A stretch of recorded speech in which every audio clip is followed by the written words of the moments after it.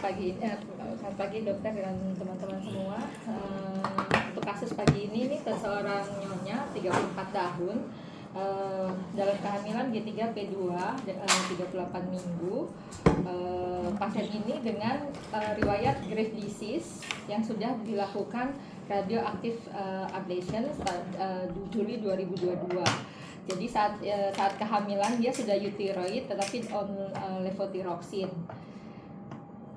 Terus pasien ini kan sebelumnya pada saat SC-nya sih di Juli dok, cuma intinya selama kehamilan pasien ini dengan pasca RAI dia itu selalu dapat levothyroxine untuk menjaga kondisi euthyroidnya. Pasien sebelumnya adalah dengan grave disease yang diterapi dari 2017, tetapi karena tidak hipothyroidnya tetap tinggi dan tidak stabil, jadi dilakukan radioablasi tahun 2022. Lalu 1 tahun kemudian pasiennya hamil. Ini sekilasnya riwayatnya, dia pernah riwayat operasinya hanya sesar dengan terus radioablasi tahun 2022. Selama kehamilan riwayat kehamilannya yang pertama 2014 3.300 di SC karena CPD. Tahun 2019 dia juga hamil. Jadi yang tahun 2014 sih ini sebenarnya pasiennya belum mengalami dari riwayatnya nggak ada hipertiroid selama kehamilan. Cuma yang di 2019 dia itu sudah hipertiroid karena grave disease-nya, tapi masih terkontrol selama terapi. Jadi hasil kehamilannya keduanya masih baik. Nah, pasien ini juga riwayat keluarganya tidak ada yang berhubungan dengan tiroid. Pasien ini seorang perawat di RSCM. Nah, untuk tanda vital selama kehamilan juga dalam batas normal. Status observasinya di kehamilan aterem TFU-nya 31 cm, terus TBJ bayinya 3100. Dari pemeriksaan tidak ada kelainan, jadi status obstetrinya dalam batas normal.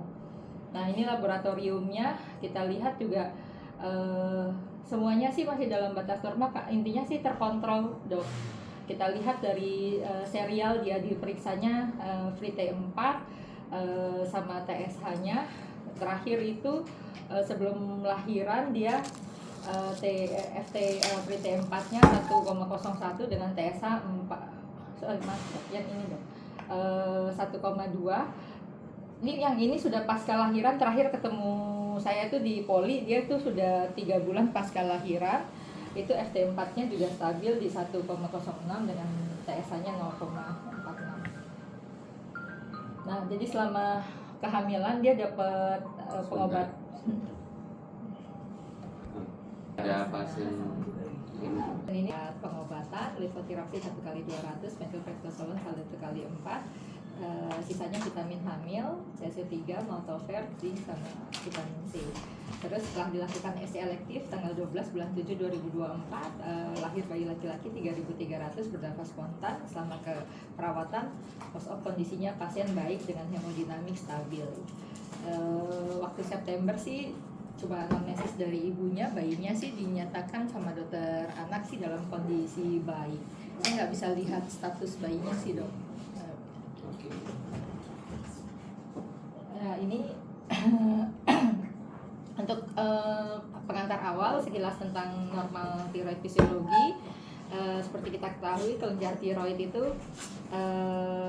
ukurannya hanya sekitar 20-25 gram setiap lobusnya. Ada 2 lobus dan masing-masing lobus mengandung 20-40 folikel yang bisa menghasilkan hormon tiroid. Nah, di sini dari metabolismenya mulai dari hipotalamus, thyroid releasing hormone dikeluarkan di paraventricular nucleus. Di sini dia akan masuk ke dalam porta dan akan sampai di hipofisis, dan di hipofisis dia akan bekerja di thyrotropin cell yang akan mengeluarkan thyroid stimulating hormone. Lalu nanti dia akan masuk ke dalam sistem darah yang akan sampai ke ke kelenjar tiroid, di mana akan berikatan dengan thyroid stimulating hormone reseptor. Ini adalah suatu G protein. Ikatan ini nanti akan mengaktifasi dari wasforilasi yang akan berakhir dengan peningkatan dari CAMP, dan disinilah akan terjadi 5 step dari produksi hormon tiroid, mulai dari produksi dari tiroglobulin, lalu dari pengambilan intake iodin dan jadi iodinisasi dari iodin, sampai akhirnya terjadi produksi dari hormon tiroid, yaitu T3 dan T4. Nah, jadi di sini memang komposisinya akan lebih banyak dari, maaf kayaknya ketutup. T4 itu akan lebih banyak daripada T3 dengan perbandingan 14:1, di mana T4 ini adalah suatu bentuk prohormon yang inaktif. Jadi memang yang lebih aktif itu adalah posisinya di bentuk yang T3. Nah, ini adalah dalam kondisi normal, jadi perlu keseimbangan antara T4 dan T3. Apabila tubuh kita menginginkan hormon yang lebih aktif, maka nanti akan ada konversi antara T3 dan T4 menjadi T3 atau menjadi T3 reverse. Nah, sedangkan yang akan kita bahas di sini adalah fisiologi dari hormon tiroid selama kehamilan. Di sini yang akan menjadi utama ada beberapa perubahan ya. Jadi karena dalam kehamilan itu yang ciri utamanya adalah terjadi peningkatan dari HCG. Nah, di HCG sendiri nanti di sini menjadi salah satu pemicu stimulasi dari peningkatan dari hormon tiroid. Di sini juga ada kondisi dalam kehamilan peningkatan estrogen. Nah, estrogen ini nanti akan memicu peningkatan dari tiroid banding globulin. Nah, ada juga kondisi karena kehamilan ini akan terjadi perubahan dari clearance dari metabolisme hormon tiroid di hepar. Salah satunya lagi yang keempat adalah pada kehamilan akan terjadi peningkatan dari metabolisme iodin selama kehamilan, yang akan sangat dipengaruhi dengan pada kondisi ibu itu, apalagi apabila ibu itu dia cadangan iodinnya normal dengan ibu yang dengan cadangan iodinnya abnormal. Nah, selama kehamilan tentu kita akan melihat hormon kelenjar tiroidnya ini akan membesar sekitar 10-15%. Ini nanti yang akan membuktikan bahwa pada saat seorang ibu hamil, kalau dia cadangan iodinnya turun, maka bisa beresiko menjadi goiter ya, pembesaran dari kelenjar tiroid. Nah yang ini yang kayaknya posisinya slide-nya ketukar. Ini harusnya metabolisme yang normalnya tadi, yang seperti gambar yang pertama. Ini lanjutannya dari yang tadi saya bilang, setelah dia mengaktifasi dari CAMP nanti akan terjadi 5 step daripada pembentukan dari hormon tiroid. Nah, sedangkan untuk metabolisme hormon tiroid selama kehamilan jadi terjadi peningkatan estrogen. Nah, estrogen ini akan meningkatkan tiroid banding globulin. Nah, efeknya apa? Efeknya tentu nanti pengikatan terhadap free hormon tiroid itu akan menjadi lebih tinggi. Jadi pada peningkatan T4 akan lebih meningkat pada ibu hamil. Lalu pada kehamilan ini dengan adanya hormon HCG itu mempunyai sub beta unit yang mirip dengan hormon TSH. Jadinya HCG ini juga akan bisa berikatan di reseptor TSH, sehingga terjadi peningkatan produksi tiroid di kelenjar tiroid. Jadi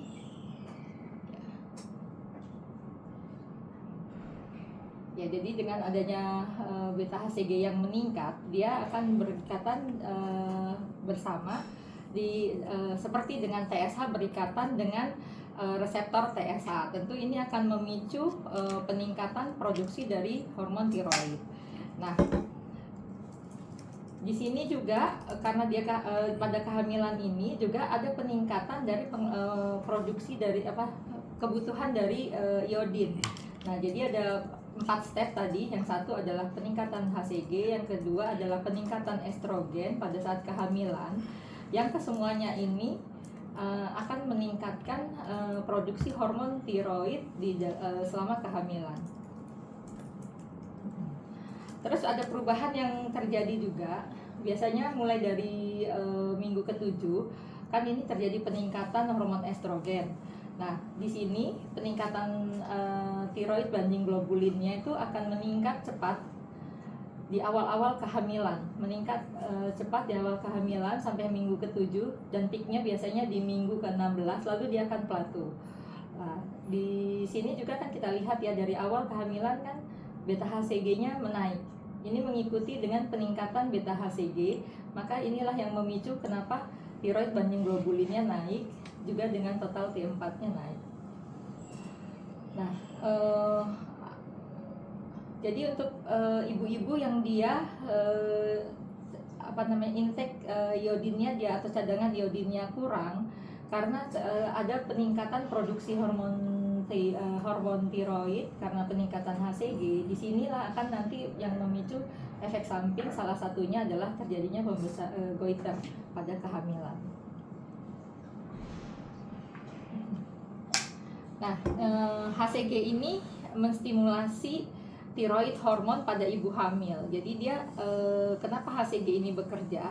Ya tadi karena dia tuh beta subunitnya tuh mirip atau similar dengan dia TSH. Nah, jadi pada saat trimester 1 di mana beta HCG-nya naik. Sorry, alpha subunit atau beta subunit? Yang saya baca sih beta. Masa sih? Coba bagi ada 4 hormon yang similar. FSH, LH, TSH, dan HCG. Yang similar ya alpha chain-nya. Alpha chain. Makanya kita ngukur beta HCG.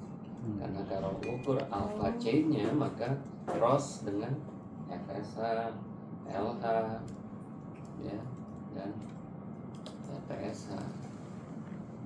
Makanya selalu dibilangnya beta HCG karena yang di-detect itu adalah rantai betanya. Karena rantai betanya akan membedakan antara itu.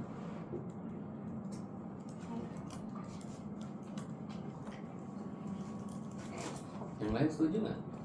Itu biasanya beta. Sisi. Salah baca ya?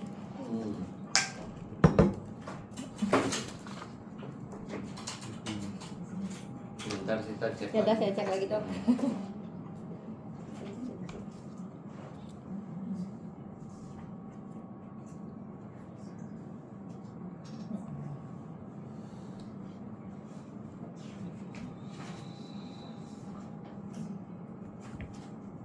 Ya maaf ya, saya ulangin ya. Jadi tiroid kelenjar tiroid ini akan sangat terstimulasi dengan adanya HCG, terutama di trimester pertama. Jadi dia mulai naik dari minggu ke-7, 8 sampai 12, dan dia nanti akan plateau sekitar mulai minggu ke-14 sampai 16. Nah, jadi produksi dari tiroid hormon ini yang tadi ya, dia karena dia mirip dengan TSH tiroid hormon ini meningkat karena TSH dengan HCG itu memiliki kemiripan terutama di subunit alfa, sehingga dia dapat menduduki reseptor yang sama. Jadi tiroid hormon ini akan meningkat sekitar 25-50% sampai akhir trimester pertama. Kehamilan sendiri berhubungan yang bermakna terhadap peningkatan HCG.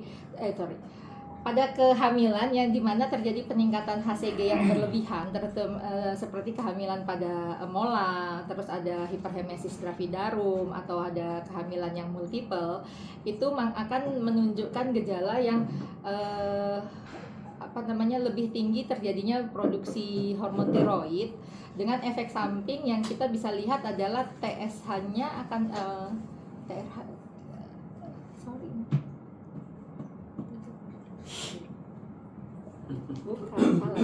ini salah. Patut baca sisi. Iya, belum nggak dihafalin.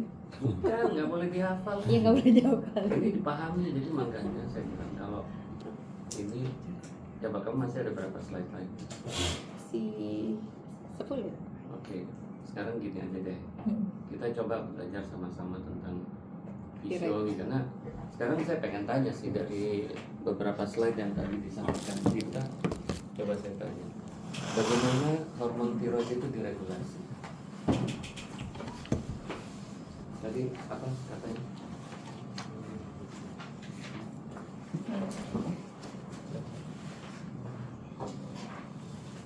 Gimana hormon tiroid diregulasi? Yang pertama dari hipotalamus dulu, Hipotalamus melepaskan apa?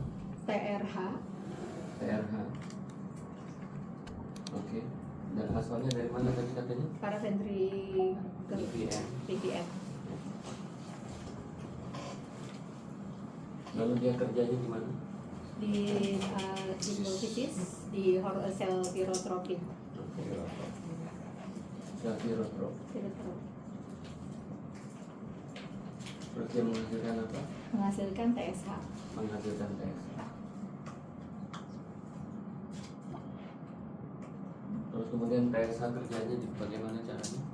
TSH akan ke kelenjar tiroid, lalu dia akan berikatan dengan Kalau kita belah ini dan kemudian kita lihat, maka akan tampak apa namanya?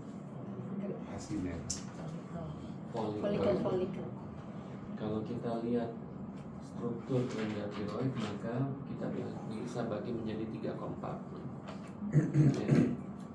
Pertama adalah kalau kita belah nih di sini lagi, maka dia dibagi menjadi pertama ada blood vessels, ya.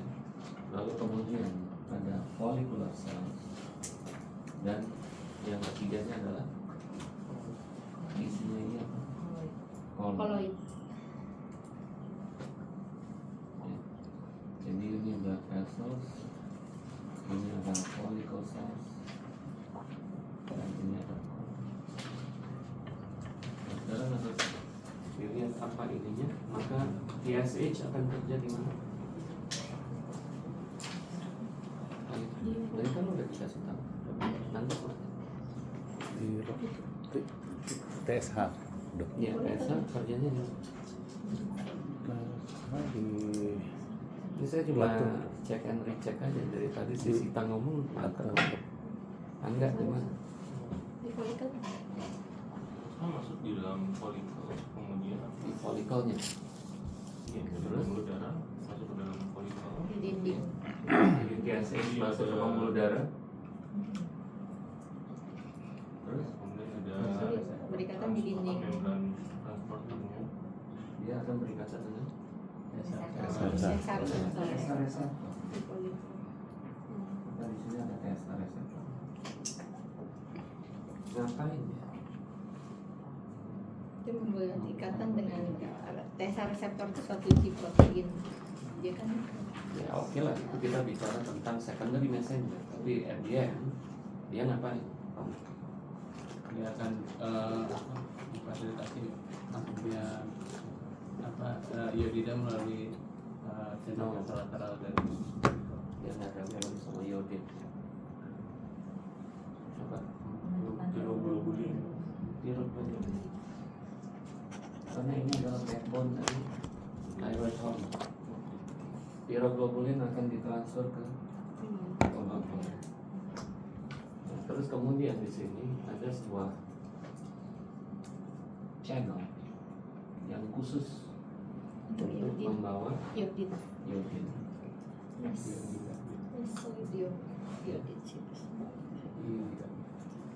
Yang namanya pendrin. Nah, terus kemudian iodin ini juga akan dibawa ke kolon. Ya. Oke, terus apa yang berikutnya terjadi? Tiroglobulin.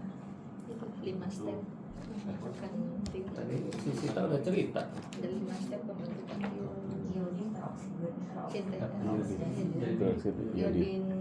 iodinisasi tiroglobulin. Ya, terjadi iodinasi dari Iodinasi tiroglobulin ya. Ini difasilitasi oleh enzim apa namanya? enzim TPO. Makanya di sini kita harus tahu nanti ada yang disebut sebagai anti thyroid antibody. Nah, sasarannya kemana aja? penggabungan antara tiroglobulin dan iodan akan membentuk apa? Pertama, monoiodotiroid.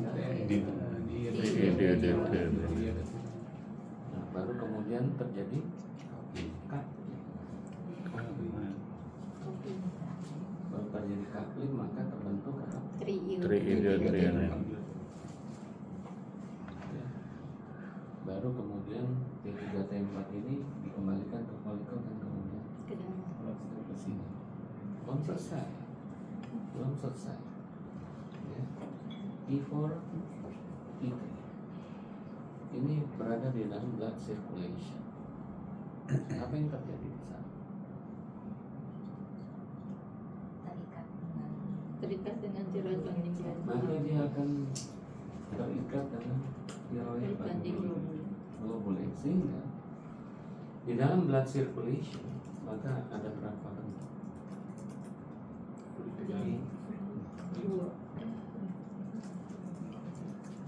Ada berapa bentuk? Jadi artinya kita bicara ada dua bentuk, ada yang bebas, ada yang terikat. Ya.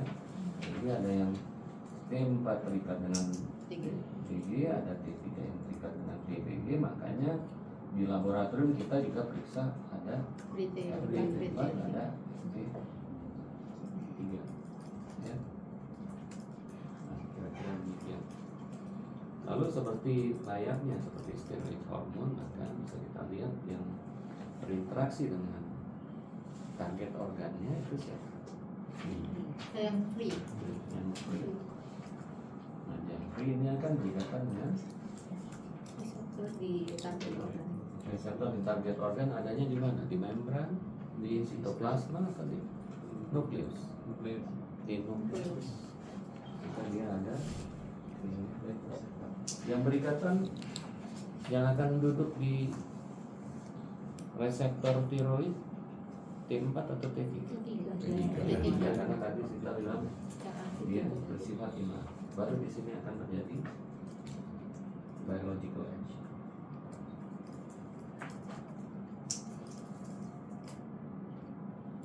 Apakah cukup mempelajari tiroid hanya sampai sini?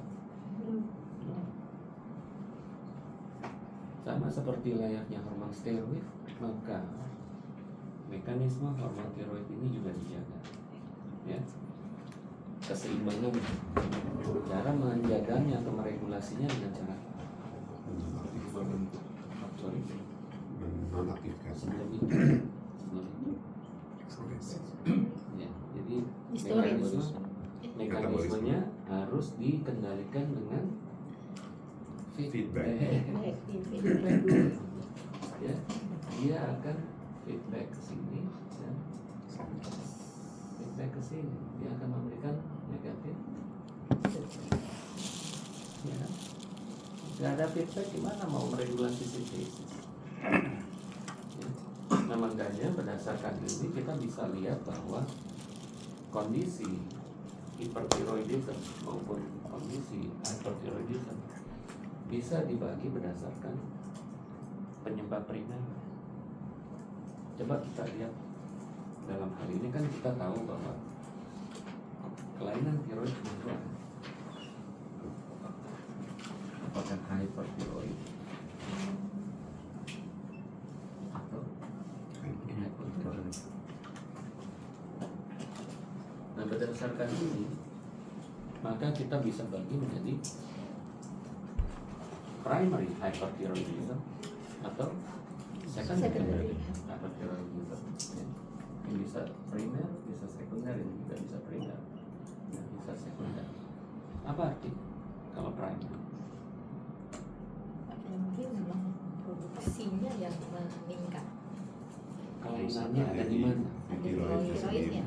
Tiroidnya. Kalau misalnya kelainannya ada di tiroidnya, maka ini kita sebut sebagai primer. Either itu hyperthyroidism ataupun hypothyroidism. Problemnya ada di tiroid.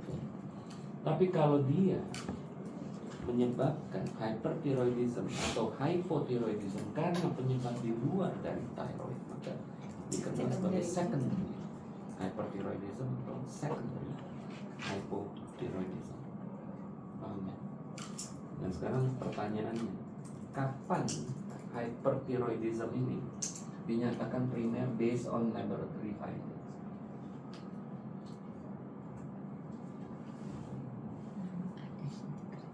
Jangan dihafal ini, pakai logika. Jika tempatnya tinggi tapi biasanya Ini kan hyperthyroid kan, pasti hormon Tempatnya. tiroidnya gimana? Kita ambil Tempatnya tinggi deh. udah pasti tempatnya tinggi, itu tesanya dulu, normal. ya kan? Itu dulu kan. Oke. Biasanya rendah.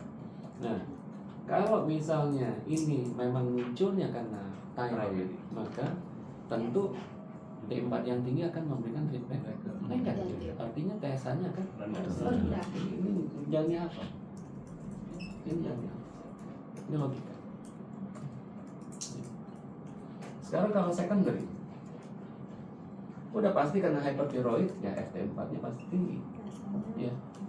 Tapi karena ini secondary, artinya bukan karena tiroidnya, dia ternyata diperintah oleh high ranking commander untuk melepaskan tiroid ini tinggi. TSH tinggi. Jadi TSH-nya masih tinggi. Nah di sini makanya kalian bisa lihat, ya, kalian harus bisa membedakan apakah ini hyperthyroid yang primer atau sekunder. Dan begitu pula kalau kita bicara hypothyroidism, udah pasti FT4-nya tapi TSH-nya gimana? Kalau ini akibat tiroidnya yang rendah, maka hilanglah feedback negatifnya. TSH kan nggak ada masalah, maka TSH-nya akan tinggi, dia akan naik. Ya, dia akan naik. Ya. Lalu kemudian kalau misalnya secondary, artinya FT4-nya turun. turun, TSH-nya Turun. gampang banget, nggak usah dihafal, ya, nggak usah dihafal. Nah ini kalau kita bicara hyperthyroid, hypothyroid, artinya selain terdapat perubahan hormon level, yang terjadi juga ada simptom. Ya. Jadi nggak cukup hanya adanya peningkatan atau penurunan hormon level, tapi juga diikuti dengan simptom. Akan tetapi kalau ternyata terdapat perubahan hormon, akan tetapi belum diikuti dengan simptom, maka kita sebut sebagai subclinical. Makanya kita bisa mengenal ada subclinical hyperthyroid, ada subclinical hypothyroid. Nah, ini apa beda dengan lab yang ini? Gimana? Ngomong ini subclinical atau kenapa dia simptomnya belum muncul? Karena kadar hormon tiroidnya masih normal. Feedbacknya Jadi artinya kita bisa lihat karena prinsip dari hyperthyroid, artinya feedbacknya menjadi apa? Kalau hyper tinggi, maka kita bisa lihat di sini, ya, FT4-nya pasti normal, tapi TSH-nya turun. Gitu caranya. Ya. Sebaliknya pada subclinical hypothyroidism, maka FT4-nya masih normal, tapi TSH-nya udah naik. Gampang. Ya. Karena kita mempelajari poros HPT. HPT. Ya, kita bicara tiroid. Nah, oke, ini mekanisme regulasi poros yang akan mengendalikan kadar hormon tiroid berdasarkan regulasi atau sintesis. Ya, regulasi sintesis. Nah, sekarang ada lagi nggak mekanisme yang meregulasi hormon tiroid selain dari poros? Metabolisme. Apa sih tak? Penjelasan. Apa metabolisme di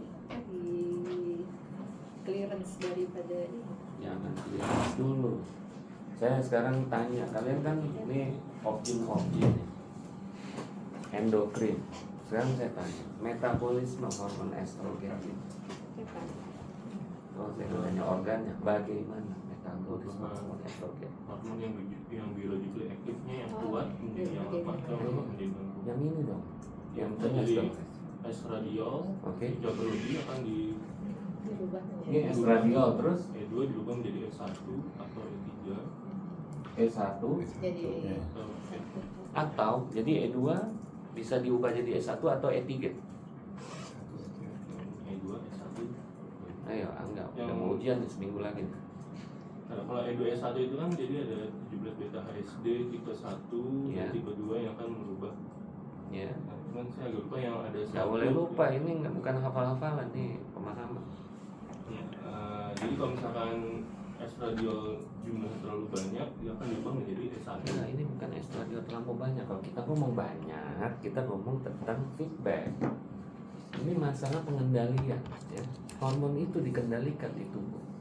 Itulah kenapa pada perempuan, ya, meskipun ada produksi estrogen, akan tetapi tubuhnya aman-aman aja. Nggak semua kena breast cancer, nggak semua kena endometrial cancer, nggak semua kena endometriosis, nggak semua kena uterine fibroid yang estrogen dependent. Kenapa? Karena ada metabolisme di situ. Coba lihat semua penyakit estrogen dependent semua pernah diteliti pasti terkait dengan metabolisme estrogen. Ya. Nah, sekarang bagaimana metabolisme estrogen? Ada dua metabolisme estrogen. Yang pertama estrogen conversion, yang kedua estrogen excretion. Yang conversion itu ada dua mekanisme yang ditentukan oleh kerja dari enzim 17 beta hidroksisteroid dehidrogenase. Ada dua, type 1 dan type 2. Yang type 1 itu nanti dia akan mengkonversi S1 menjadi E2 atau estradiol. Kemudian yang type 2 itu nanti akan mengkonversi dari S1 menjadi E2 menjadi S1. Terus apa lagi? Jadi Vice versa. vice versa.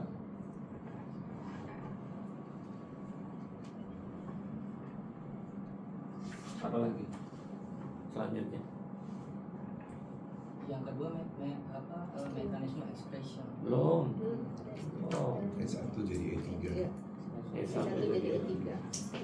Estrio. Satu arah. ya. Ini sebenarnya belum selesai. Masih ada lagi. Karena apa? Deltarin. Estriol ini masih bersifat weak estrogen. Kalau kita bicara metabolisme, kita bicara di activation. Ini masih ada nih cerita di bawah. Ya. Ada yang namanya alfarin, deltarin. Ya. Ini nanti suatu saat kita harus bahas ini. Ya. Tentang enzim yang namanya catechol O-methyltransferase atau COMT. Ya. Nah, terus apa lagi? Apa lagi? Tadi Jamie bilang excretion. Gimana? Excretion itu berkaitan nanti dengan penambahan gugus Kalau penambahan bagus tuh apa? penambahan gugus transferase. Jadi apa berarti Itu enzimnya, tapi reaksi kimianya sudah. sulfon transferase. Oh, itu nama enzimnya. Kalau menambahkan sesuatu artinya melakukan konjugasi. Apanya yang ditambah? Sulfat. Apanya yang ditambah? Sulfat. Kali. Sulfat dan glukuronid. Sulfat dan Glukuronid. glukuronid. Maksudnya apa? Untuk apa ditambahkan sulfat dan glukuronid? Biar dapat diekskresikan di Bukan urin. itu. Supaya dia bisa larut di air, Dok. Oh, iya, Seperti supaya- steroid itu adalah lipid. Ya. Jadi Iya. supaya bisa larut dalam air maka Maka kita kan mengetahui ada estrogen sulfat. Nah, jadi sekali lagi setelah melakukan interconversion maka yang berikutnya adalah dilakukan konjugasi dengan gugus glukuronid atau sulfat. Karena tadi ini adalah steroid hormon yang berasal dari kolesterol, artinya ini adalah lemak yang tidak mungkin soluble di dalam cairan, maka untuk membuat dia soluble maka dia harus dikonjugasi dengan gugus sulfat atau glukuronid. Di mana ini semua terjadi? Di Liver. Ya, ini terjadi di liver.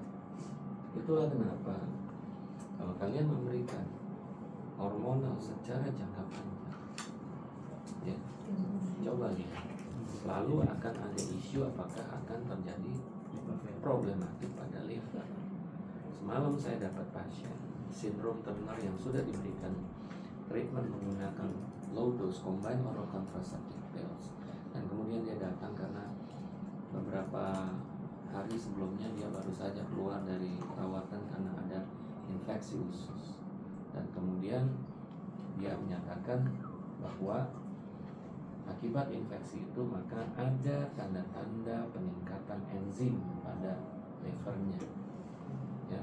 Dan kemudian pada saat dia mengkonsumsi pil KB low dose tadi, maka terjadi sedikit perubahan pada pola withdrawal bleedingnya, karena dia sudah menggunakan itu for many years, ya. Nah, ini tentu harus demand explanation, kenapa kok tiba-tiba ada perubahan pola air. Nah, saya lihat ternyata memang SGOT, SGPT-nya naik, maka saya bilang pada kasus seperti ini stop pil KB kombinasinya sampai kita punya evidence bahwa liver functionnya sudah baik, dan kemudian saya shift kemana? Ke hormon yang lebih? Ke hormon yang lebih? Natural. Ya dong. Karena pil KB sama hormon natural apa bedanya? Bioaktivitas estradiol. Oh, jangan itu dulu dong. Kita bicara structure dulu. Gugus etinil. Iya, kan rumus dasar dari estrogen itu apa? 19C. Itu kalau saya tanya jumlah atom karbon. Siklopentano, phenanthrene. Ya. Bisa gambarnya siklopentano, phenanthrene. Merah putih.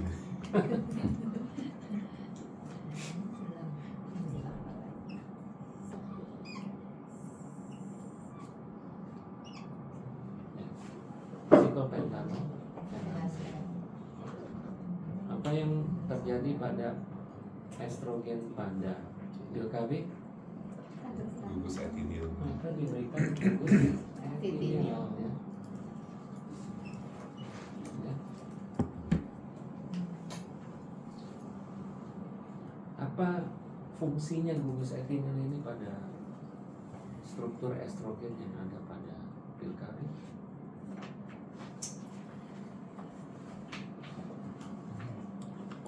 Enggak, seminggu lagi gak nyampe. Jadi memperkuat afinitas estrogen pada reseptor. Mengganggu mekanisme metabolisme. Jadi kekuatan hormon ini diakibatkan karena dia lebih sulit dimetabolisme dengan penambahan gugus etinil. Ya, jadi even dia mendapatkan low dose COCP, tapi jelas estrogennya menggunakan estrogen yang bersifat sintetik. Ingat, enggak, jangan sampai salah. Kalau ditanya apa itu estrogen yang ada pada pil KB, estrogen sintetik. Ya. Nah, kalau kita bicara estrogen alami, artinya dia harus kembali kepada basic structure dari estrogen. Nggak boleh ada gugus tambah-tambah ini. Ya. Nah, itulah kenapa saya minta dia untuk sementara shift ke cycloprogenol, ya, agar jangan sampai livernya terbebani karena dia harus bekerja keras untuk memetabolisme estrogen yang sangat sulit untuk Itulah pentingnya kalian memahami metabolisme ini, karena kalian tahu pada saat kalian harus memberikan prolong hormonal treatment, maka selalu kita melihat liver. Itulah kenapa meskipun mungkin kalian nggak suka, tapi saya masih tetap mempertahankan adanya pasien transgender. Kenapa? Itu adalah teaching material. Buat apa? Buat kalian lihat tuh, kalau orang diberikan hormon jangka panjang kayak apa tuh outcome. Ya, yang perempuan diberikan androgen, yang sebaliknya laki-laki diberikan estrogen, nah kayak apa? Ya, kalian nggak akan pernah lihat, nggak pernah ngebayangin perempuan yang diberikan hormon androgen bertahun-tahun kayak apa muncul. Coba lihat fenotipnya. Itu kan sebenarnya memberikan gambaran kalau dia mengalami hiperandrogenisme. Nah, kayak gitulah. Ya, kalian bisa cek USG uterusnya kayak apa, endometriumnya kayak apa, ovariumnya kayak apa, folikel-folikelnya kayak apa. Coba kita nggak punya pasien kayak gitu. Pernah kita ngebayangin, cuma tahu di buku-buku aja yang namanya perempuan dengan hiperandrogen kayak apa. Kemarin ODD yang dia ada pasien kita di Yasmin yang udah jelas sangat maskulin ya, dengan testosteron yang sangat tinggi ya, DHEAS-nya sangat batas atas ya. Ini dia sekarang lagi apply ke court untuk ganti nama, ganti jenis kelamin dan seterusnya.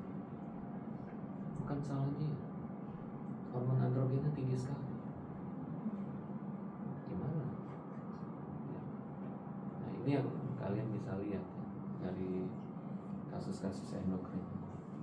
Oke. Setelah ini maka setelah dia dikonjugasi dengan glucuronide dan sulfat sehingga dia menjadi water soluble, maka dia akan menuju ke tinggal dia ke ginjal kan, untuk ekskresi. Nah, jadi makanya kita selalu bicara kalau penggunaan hormon adalah liver ginjal. Memang dua organ itu yang. Nah, oke, ini intermezzo aja. Sekarang coba jelaskan back to the laptop. Tadi bilang katanya thyroid hormon ada dua, ada T4, ada T3. Gimana tuh? Tadi Sita bilang bisa the most produce hormone adalah T4. Lebih banyak T4. Nah, dari T4 dia kan nggak aktif. Ini kan inaktif hormon.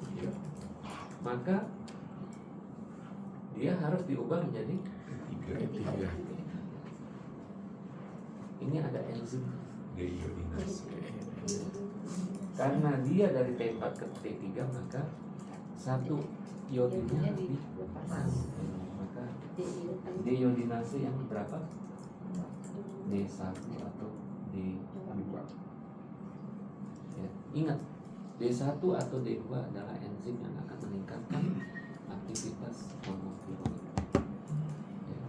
D3 adalah yang akan menurunkan hormon tiroid. Nah, sekarang kalau ini kesini terus bahaya dong. D3 kan ini, jadi harus dinonaktifkan dong.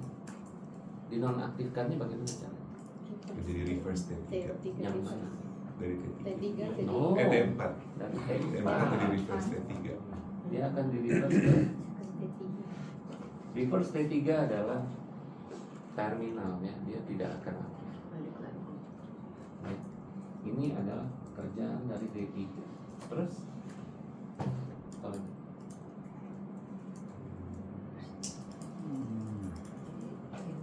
T3 menjadi T2. Ya. Ini adalah hormon yang tidak aktif. Ya. Nah, jadi seperti itu.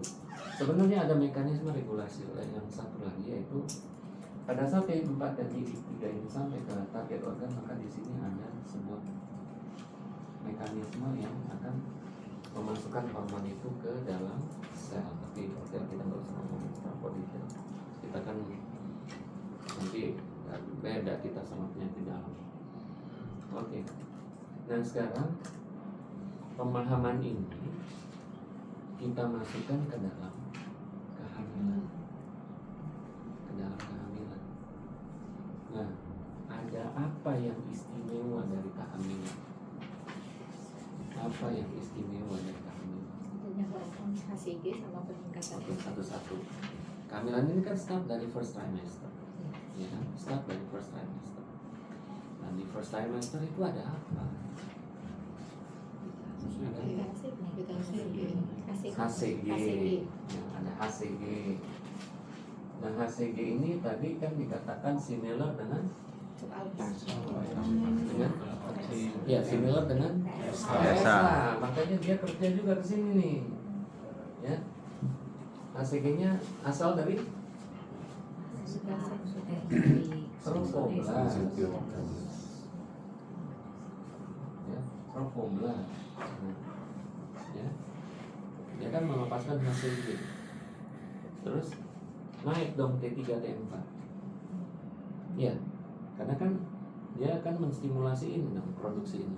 T3 T4 naik dong.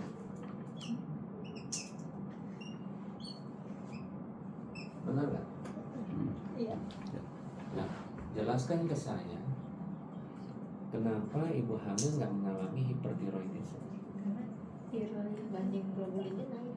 Oke, bagus. Tiroid banding globulin naik karena siapa? Estrogen. Karena estrogen. Karena trofoblast di sini kemudian akan berkembang menjadi plasenta, ya, dan plasenta akan melepaskan estradiol, ya. Maka estradiol akan bekerja pada liver untuk menghasilkan tiroid banding globulin. Maka tiroid banding globulin juga akan naik.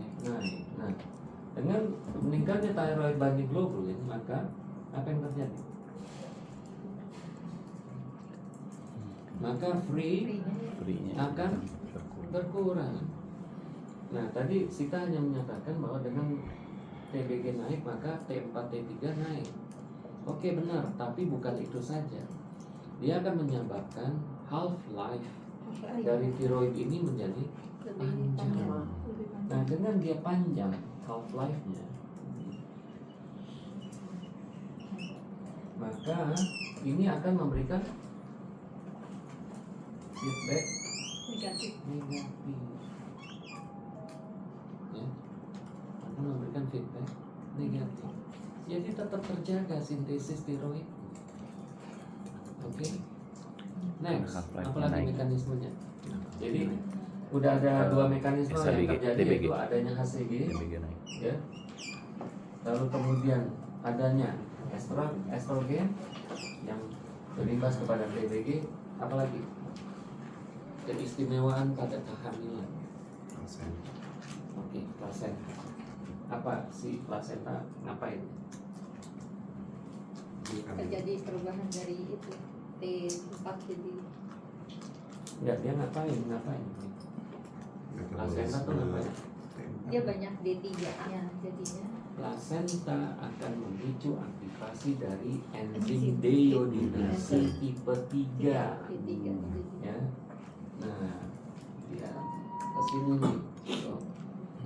Ya.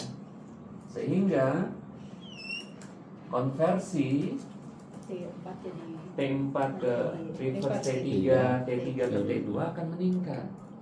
Dan metabolisme tiroid itu ada dua lokasi. Lokasi yang pertama adalah di blood circulation, ya. Jadi ini yang kejadian ini bisa terjadi di blood circulation, tapi bisa juga terjadi di inner cell. Ya. Jadi bisa terjadi di dua lokasi. ini inner cell target. Iya, target organ. Di dalam target organ, jadi di sitoplasma ini bisa terjadi. Di blood circulation juga bisa terjadi. Nah, jadi oke, jadi ini adalah yang mekanisme yang ketiga, ya. Ini pertanyaan ronde saya sama residen. Ya, terus terang. Saya selalu tanya 4 mekanisme yang Terkait dalam kehamilan. terjadi di dalam physiological adaptation. Ini kan physiological adaptation, ini kan bukan patologi, ya kan? Nah, mekanisme keempat apa? Iodin. Mekanisme kita tadi udah ngomong. Iya, Kalian nggak nangkap, saya cuma ngecek aja nih, Ri. Iodin ini. Dari tadi dengerin kita ngomong berapa retensinya? Berapa persen retensinya? Metabolisme.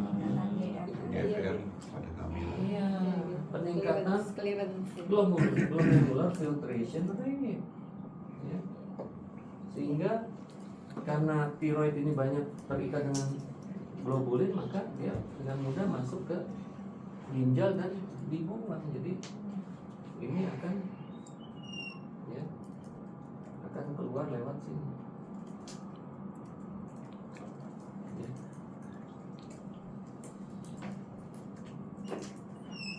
Nah, jadi bisa kita lihat ya, kita nggak akan ada kekhawatiran terjadinya hipertiroid meskipun kita melihat tren hormon T3 dan T4 itu sepanjang trimester 1, 2, 3 itu naik. Kita nggak khawatir karena mekanisme yang meregulasi semua akan tetap mempertahankan tiroid itu tetap dalam batas aman.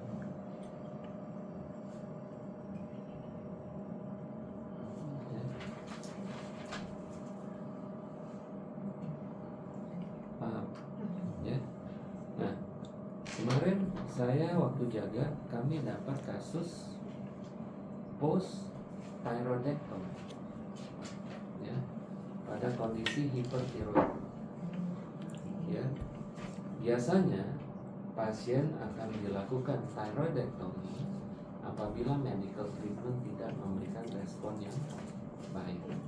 Cuma lucunya post thyroidectomy kami juga melihat bahwa dia juga dilakukan ablasi. Biasanya karena sisa. Ya, Iya, artinya biasanya pasti karena ada sisa. remnant. Iya, ada remnant. Pasti ada remnant. Nah, ini yang sering terjadi pada kasus-kasus terapi hipertiroid.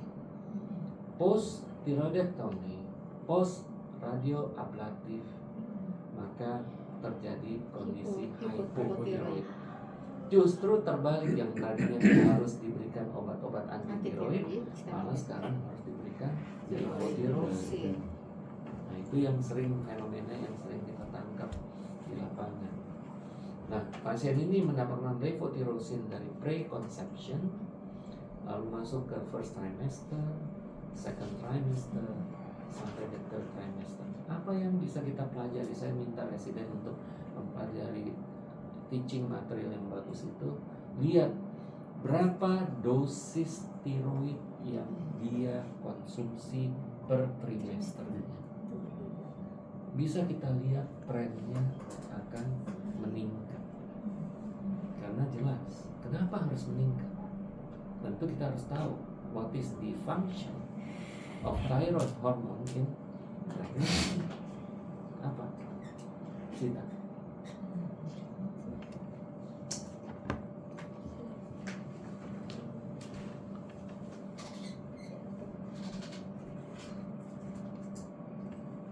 Ini sebenarnya cuma pakai logika aja ya.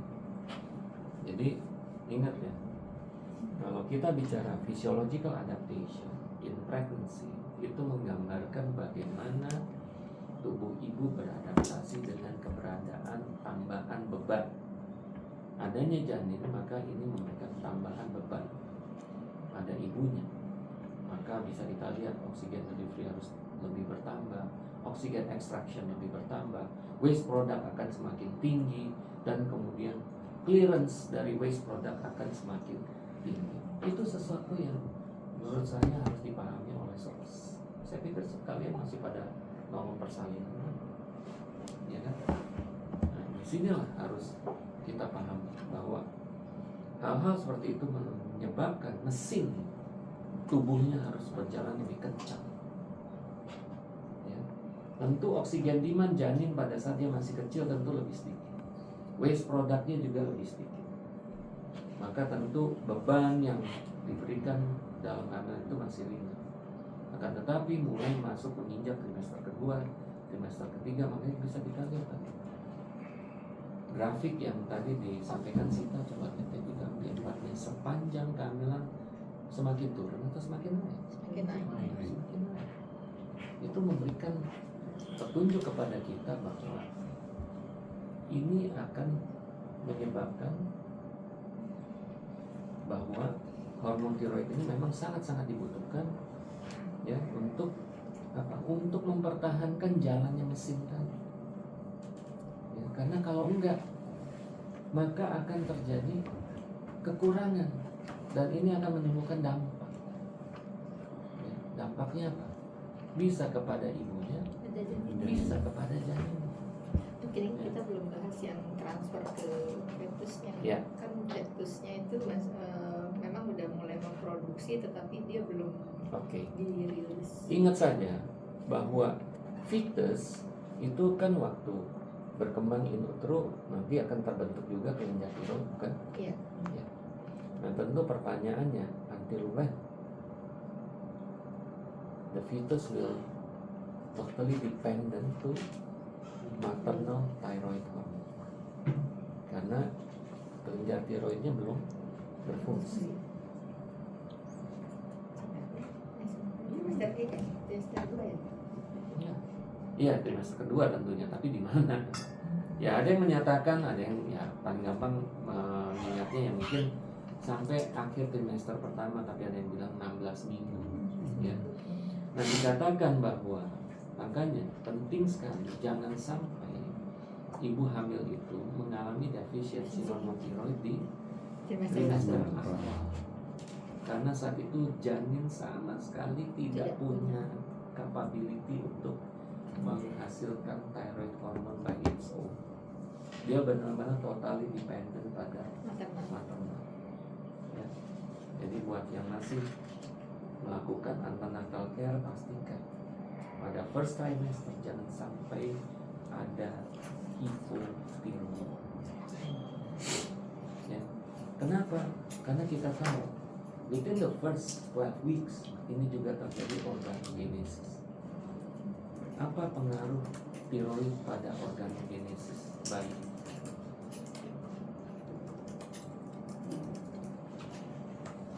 Ada dua aspek yang seringkali dihubungkan dengan kekurangan hormon tiroid, yaitu neurodevelopment dan skeletal.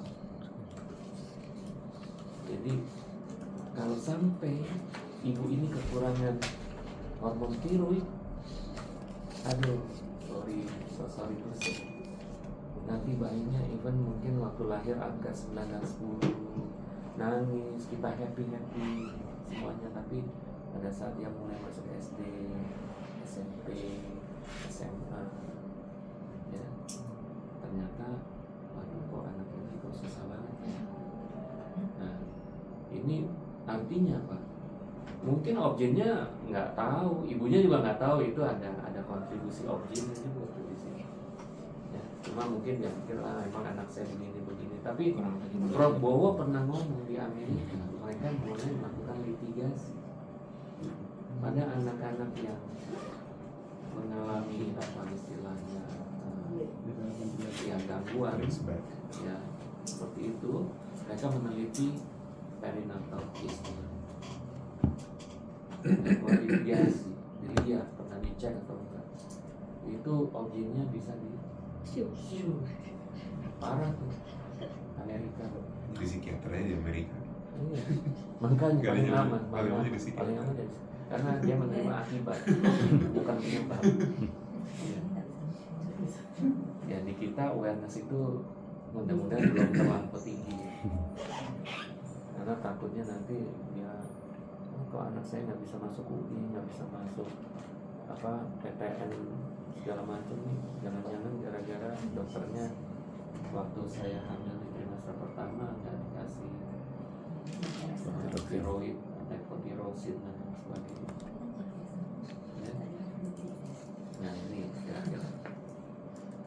Oke. Nah sekarang kita bicara tentang sorry, saya harus gabung ke ini, saya ingin sampaikan ini adalah basicnya. Nah sekarang ini ada fisiologi dalam kehamilan. Nah sekarang ini sekali lagi kita bukan mau mengambil alih peran dari teman-teman kita ya, tapi ini hanya sebagai basic kalau kita nanti berdiskusi dengan subspesialis yang di dalam dan lain sebagainya. Oke. Sekarang kita coba lihat ya terkait dengan apa pengaruh patologi dari tiroid terhadap kehamilan. Saya selalu mengajarkan kepada residen ya bahwa if we do have pregnant women with medical condition, maka selalu kita berpikirnya begini. Ini pregnancy, ini medical. Ya. Selalu berpikirnya bolak-balik. Ya. Karena pada saat ibu hamil itu maka kemudian terjadi perubahan fisiologi, maka tentu kita ingin mengetahui apakah perubahan fisiologi ini akan berkontribusi terhadap penyakitnya. Jadi bagaimana kondisi kehamilan mempengaruhi medical condition. Lalu kemudian sebaliknya, apakah dengan adanya perubahan medical condition itu di dalam kehamilan, maka sebaliknya dia akan mempengaruhi outcome dari pregnancy. Dan kalau kita bicara outcome dari pregnancy, maka kita bicara tentang ibu dan bayi. Oke, jadi ini basic principles yang harus kita pahami. Nah, sekarang katakanlah kita bicara apa dulu? Hyperthyroid. Ya, hyperthyroid. Kira-kira pregnancy terhadap hyperthyroid kalau misalnya nggak kita obati, kira-kira akan ada perubahan nggak terhadap course dari disease-nya? Kira-kira kalau menggunakan pemahaman ini, jadi kalau misalnya kita udah tahu seorang ibu yang mengalami hyperthyroid, terus kemudian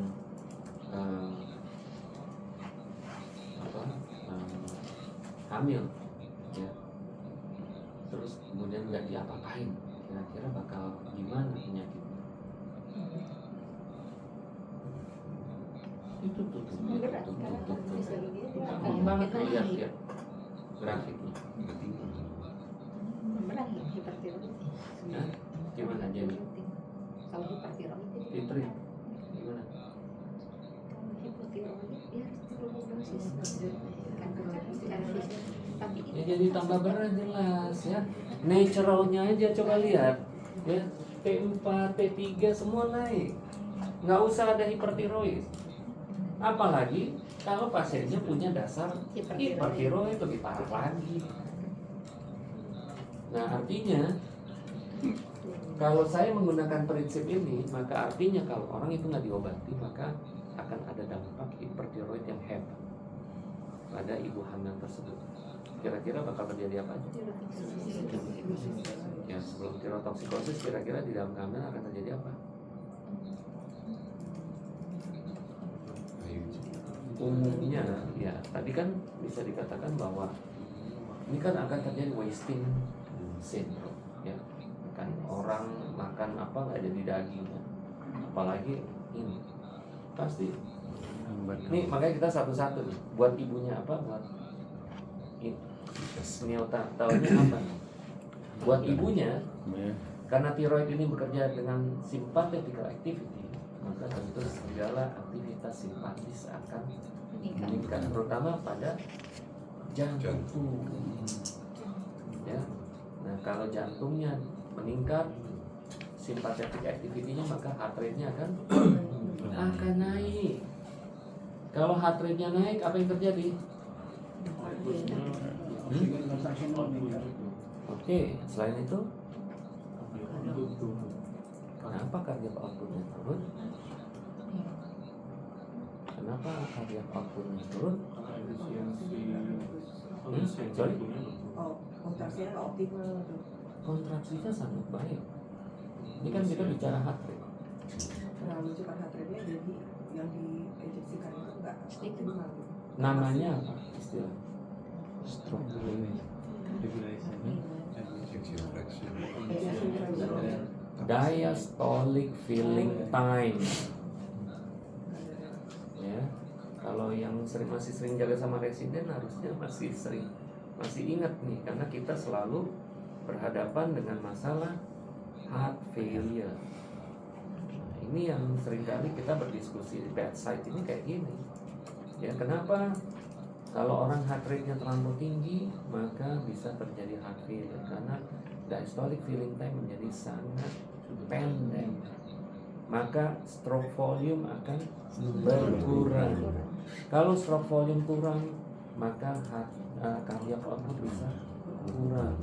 Dan yang parahnya, ya, kalau ini terjadi di second trimester, di mana terjadi hemodilusi maksimal, maka volume plasma meningkat Beban jantung 30%, preload akan meningkat. naik, ya. Secara cardiac output rendah, maka akan terjadi bukan heart failure, tapi terjadi pulmonary edema. Karena dengan preload yang tinggi nggak bisa ini, maka akan terjadi peningkatan tekanan hidrostatik. Secara dengan hemodilusi maksimal, maka terjadi penurunan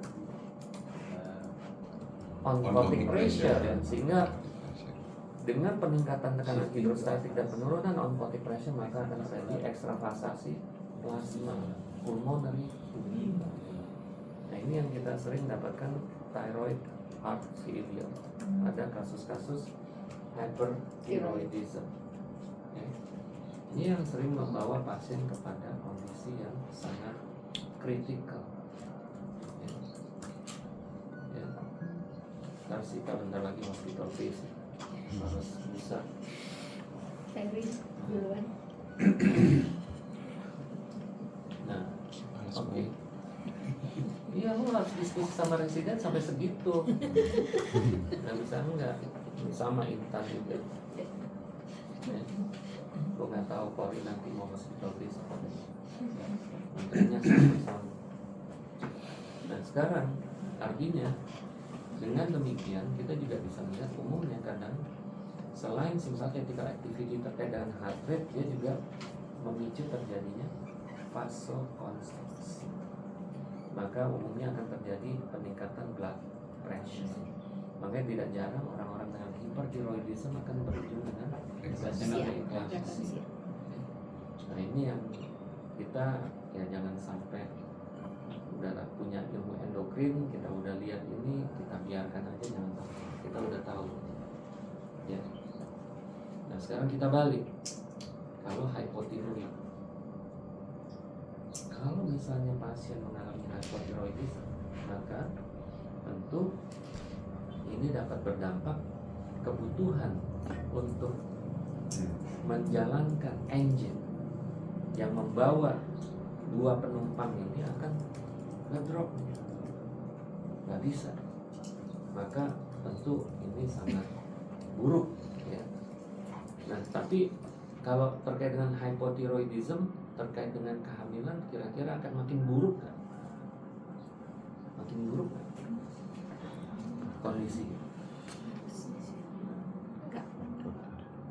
makin buruk. Kebutuhan, lihat. Kita selalu kembali kepada tabel itu, ya, grafik itu. Iya, T4 T3-nya harus supposed to be increase. Secara dia kondisinya akan makin buruk. Beban challenge-nya makin tinggi, tiroidnya tenang-tenang aja, diam-diam aja. Udah pasti jatuh dia ke dalam kondisi yang buruk. Makanya bisa kita lihat hypothyroidism sering dikaitkan dengan apa? Prematur. Miscarriage, pregnancy loss, preterm birth, ya, kayak gitu. Oke. Makanya kan tiroid merupakan salah satu indikator dalam evaluasi recurrent pregnancy loss. Karena seperti itu, ya. Dan jeleknya kalau hypothyroid, efeknya kepada ibu, hati-hati. Kalian mengoperasi pasien dengan kondisi hypothyroid. Saya pernah sama Prof. Andol, ya, saya lagi bantu beliau untuk laparoskopi. baru intubasi kami belum ada masukin apa-apa, baru intubasi kolaps pasien shock. Karena apa? Pada saat ada physical challenge maka jelas engine harus running. Ini nggak running, selesai, langsung di reverse semuanya obat-obatan itu sama anestesi. Pasien masuk ICU, alhamdulillah selamat. Untung kita belum ada masuk trocar, belum masuk gas, belum apa-apa. Ini hati-hati ya pada kasus-kasus hipotiroid, karena tubuhnya sama sekali nggak punya reserve apapun untuk menghadapi physical challenge. Bagus itu pas masih di tahapan anestesi. Coba kalau di kita, waduh, itu gimana menjelaskannya? Ya, iya. Jadi hati-hati screening juga. Sebenarnya harus rutin ya screening. Saya nggak bilang rutin, at least once lah, ya kan? Takutnya apa? Subclinical kan pasiennya nggak ada gejala, nggak ada Maksud simptom saya baru apapun. kalau trimester 1 jadinya Iya, saya wajib pikir screening. at least Ada once sih lah. yang Kalau dengar kayak gini untuk Oke. keamanan dan kenyamanan kita juga. Ya. Dan kemudian efeknya terhadap janin tadi neurodevelopment, skeletal, bisa terjadi cretinism, ya, dan lain sebagainya. Lost generation lah, pokoknya kalau bayi lahir dalam kondisi hipotiroid, aduh.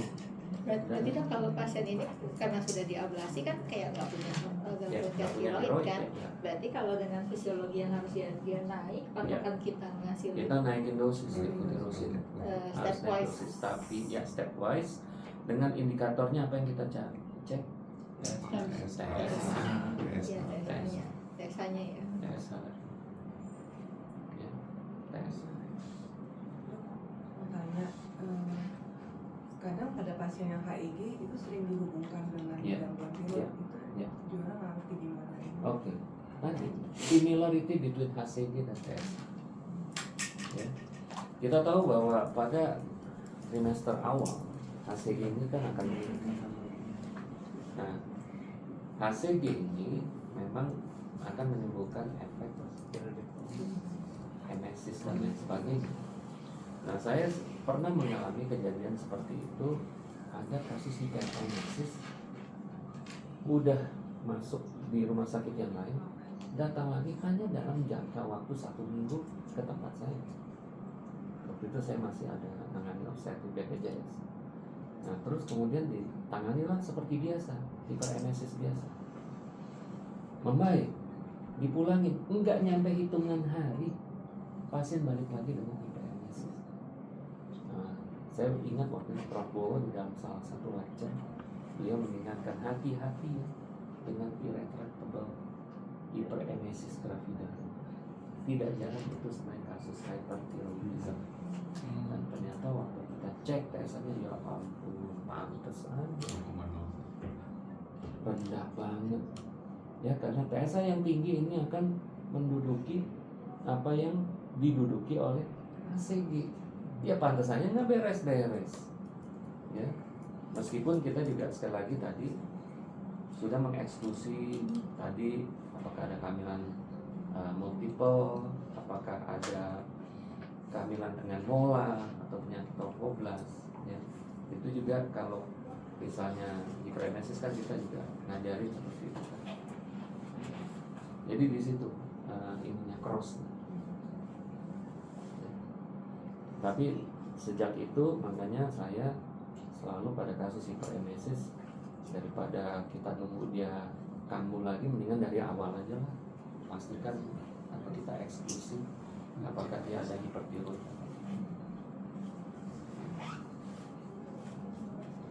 Oke, segmen terakhir ya, karena sorry saya ada segmen terakhir, saya hanya ingin sedikit mengintroduce tentang autoimmune pada tiroid. Oke. Nah, penyakit autoimun pada tiroid ini ada dibagi menjadi 2. Ya. Artinya kita bisa lihat penyakit autoimun yang memicu terjadinya hipotiroidisme dan penyakit autoimun yang justru akan membangkitkan hipertiroidisme. Nah, penyakit autoimun ini juga kalau kita lihat ternyata diakibatkan karena aktivitas dari cellular immunity dan humoral immunity. Jadi kalau kita lihat ada beberapa tulisan yang tadi saya sempat review ya. Keberadaan dari antigen ya, entah karena genetic predisposition atau apapun, kemarin saya pernah bercerita tentang kenapa kok sampai ada autoreactive limfosit B, kenapa kok ada autoreactive limfosit T. Ini diakibatkan kemungkinan besar karena genetic predisposition dari orang tersebut ya. Dan bisa kita lihat akibat adanya autoreactive B or T cell, maka akan menyebabkan pertama kerusakan folikel. Karena misalnya kalau terjadi peningkatan TH1 dan kemudian terjadi peningkatan cellular mediated immunity yang bersifat autoreaktif, maka dia akan terdapat banyak serbukan sel yang akan merusak folikel, sehingga akan terjadi kerusakan pada folikel dan akan terjadi turunnya fungsi. Ini seringkali kita temukan pada tiroiditis Hashimoto. Ya. Dan kemudian kalau TH2-nya lebih dominan, maka di sini justru akan terjadi peningkatan humoral mediated immunity, di mana ini terjadi peningkatan di autoantibody. Jadi akan terbentuk auto antibody. Nah, autoantibody ini ada dua hal. Yang pertama, dia bisa anti terhadap tiroglobulin, jadi anti TG atau anti TPO. Ini yang lagi ngetren ya. Nah, kalau anti TG dan anti TPO akan mengakibatkan apa? Karena kan backbone-nya aja diganggu, iodinasinya diganggu, ya, boro-boro kopling, ya, MIT dan DIT-nya aja nggak terbentuk, ya. Nah, makanya ini akan berujung dengan hypo. Tapi kalau ternyata auto antibody-nya malah membentuk antibody yang bisa menduduki TSH reseptor di sini, ya. Dia malah duduk di sini. Ini disingkat sebagai TRAB, thyroid receptor antibody. Nah, kalau TRAB maka justru dia kayak berlagak kayak TSH, maka terjadi hipertiroid yang sifatnya primer atau sekunder? Sekunder, karena nggak salah sih kelenjarnya. Karena kelenjarnya hanya menuruti gara-gara ada stimulasi pada TSH reseptornya. Ini yang kita sebut sebagai the great disease. Ya. Ya paling itu aja sih konsepnya. Saya pikir udah cukup lah. Kalau kita udah memahami hal seperti ini, saya pikir kita udah bisa berdiskusi sama dokter penyakit dalamnya, kan itu yang penting.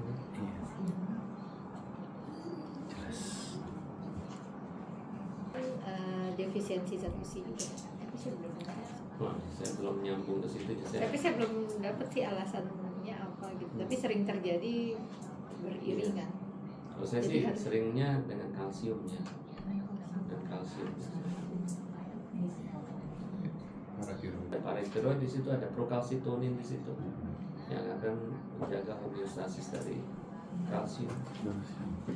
Itu juga biasa tiroidektomi kadang-kadang Ambil semua memang dia nempel di hidungnya, dia kan kecil sekali, dia ada di sini. Iya, di atas di kakinya situ. Di situ ya pasti pagi lah. Kalau di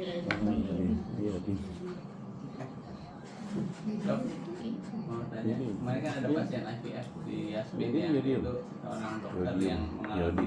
hipotiroid karena dia posterior Yodi. thyroid cancer. Nah akhirnya hamil.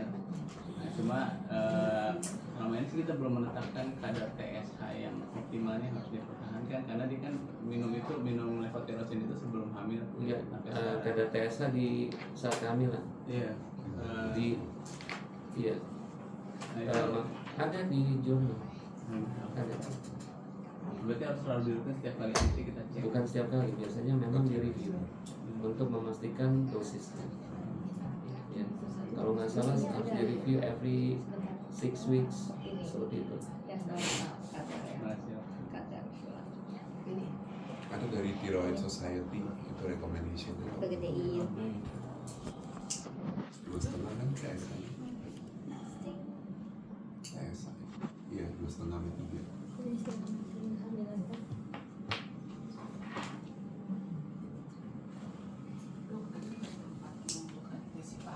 Apa ini dimasukin aja ya? Belum aku masukin.